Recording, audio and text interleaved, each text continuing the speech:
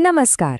આજે આપણે વાત કરીશું ગુજરાતની એક એવી પહેલ વિશે જેણે હજારો મહિલાઓના જીવનમાં સુરક્ષા અને હિંમતનો એક નવો સંચાર કર્યો છે. જુઓ, આ માત્ર એક સરકારી યોજના નથી, પણ એક ભરોસો છે.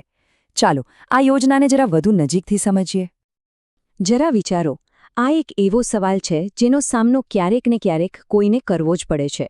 હિંસા, ઉત્પીડન કે પછી માનસિક ત્રાસની એવી પળોમાં જ્યારે એમ લાગે કે ચારે બાજુ અંધારું છે, ત્યારે તરત જ મદદ માટે કોનો સંપર્ક કરવો, કોની પાસે જવું? પણ આ જટિલ પરિસ્થિતિનો એક સીધો અને ખૂબ જ સશક્ત જવાબ છે. એક એવી વ્યવસ્થા જે ખાસ કરીને આવી કટોકટીની ક્ષણોમાં મદદનો હાથ લંબાવવા માટે જ બનાવવામાં આવી છે. જુઓ, કોઈપણ સમાજની પ્રગતિનો સાચો માપદંડ તો મહિલાઓની સુરક્ષા જ છે. પણ ઘણીવાર એવું બનતું કે જ્યારે કોઈને તાત્કાલિક મદદની જરૂર હોય ત્યારે 24 કલાક કામ કરતી એક ભરોસાપાત્ર સિસ્ટમની ખોટ વર્તાતી હતી. અને આ એક બહુ મોટો પડકાર હતો, જેનો ઉકેલ શોધવો ખૂબ જ જરૂરી હતો. તો બસ, આ જ પડકારને પહોંચી વળવા માટે ગુજરાત સરકારે એક બહુ મહત્વનું પગલું ભર્યું, અને એ હતું અભયમ 181 હેલ્પલાઇનની સ્થાપના. યાદ રાખજો, આ માત્ર એક ફોન નંબર નથી, પણ મુશ્કેલીના સમયમાં સહાય, સુરક્ષા અને સાચા માર્ગદર્શનનો એક મજબૂત આધારસ્તંભ છે. તો સવાલ એ છે કે આ અભયમ યોજના છે શું? એકદમ સાદા શબ્દોમાં કહીએ તો આ એક એવી સરકારી પહેલ છે જેનો મુખ્ય હેતુ કોઈપણ પ્રકારની હિંસા કે મુશ્કેલીનો સામનો કરી રહેલી મહિલાઓને તરત જ મદદ પહોંચાડવાનો છે. અને આ સેવાની સૌથી ખાસ વાત શું છે ખબર છે? એ છે કે તે દિવસ, રાત, 24 કલાક અને સંપૂર્ણપણે મફત ઉપલબ્ધ છે. આ સમગ્ર યોજનાનો પાયો એ આ 3 જાદુઈ અંકોમાં જ છે: 1, 8, 1. ગુજરાતના કોઈ પણ ખૂણેથી, દિવસ હોય કે રાત, કોઈ પણ મહિલા આ નંબર ડાયલ કરીને મદદ માંગી શકે છે. આ નંબર એટલો સરળ રખાયો છે કે કટોકટીના સમયમાં પણ સહેલાઈથી યાદ રહી જાય.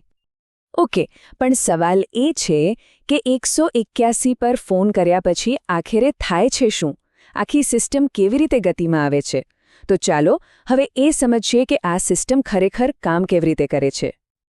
જુઓ, આની પ્રોસેસ છે ને એ એકદમ ઝડપી અને અસરકારક છે. જેવો 181 પર કોલ આવે, તરત જ કોલ સેન્ટર પીડિતનું લોકેશન ટ્રેસ કરીને સૌથી નજીકની અભયમ રેસ્ક્યુ વાનને ત્યાં રવાના કરી દે છે. અને બસ ગણતરીની મિનિટોમાં જ મદદ માટે એક પ્રશિક્ષિત ટીમ ઘટના સ્થળે હાજર હોય છે. આ રેસ્ક્યુ ટીમની જે બનાવટ છે ને, એ જ એની સૌથી મોટી તાકાત છે.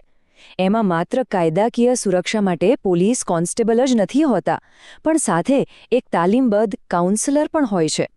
આનો સીધો અર્થ એ થયો કે પીડિતને માત્ર શારીરિક સુરક્ષા જ નહીં, પણ એ જ સમયે માનસિક હૂંફ અને સાચું માર્ગદર્શન પણ મળી રહે છે. તો ચાલો હવે એ જોઈએ કે અભયમ યોજનાનો વ્યાપ કેટલો મોટો છે. એવું નથી કે તે કોઈ 1-2 સમસ્યાઓ પૂરતી જ સીમિત છે. ચાલો જોઈએ કે આ હેલ્પલાઇન દ્વારા કયા પ્રકારની મદદ પૂરી પાડવામાં આવે છે. એટલે કે આ યોજના ઘરગથ્થુ હિંસા, જાતીય સતામણી કે દહેજ જેવા ગંભીર ગુનાઓમાં તો મદદ કરે જ છે, પણ એની સાથે સાથે કોઈપણ પ્રકારના શારીરિક કે માનસિક ત્રાસ સામે પણ રક્ષણ આપે છે.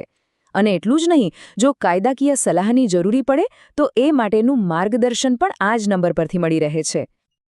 ઓકે, તો આપણે અત્યાર સુધી જોયું કે આ યોજના શું છે અને એ કામ કેવી રીતે કરે છે. પણ હવે વાત કરીએ એના મહત્વની. સમાજ પર આની ખરેખર અસર શું થઈ છે? આ યોજનાની અસર છે ને એ ઘણી બધી રીતે દેખાય છે. સૌથી પહેલી અને સૌથી મોટી વાત તો એ છે કે તેનાથી મહિલાઓમાં સુરક્ષાની ભાવના ખૂબ જ મજબૂત બની છે. તેમને એક વિશ્વાસ મળ્યો છે કે રાજ્ય તેમની સાથે છે. આનાથી ગુનાખોરી પર પણ અંકુશ આવ્યો છે.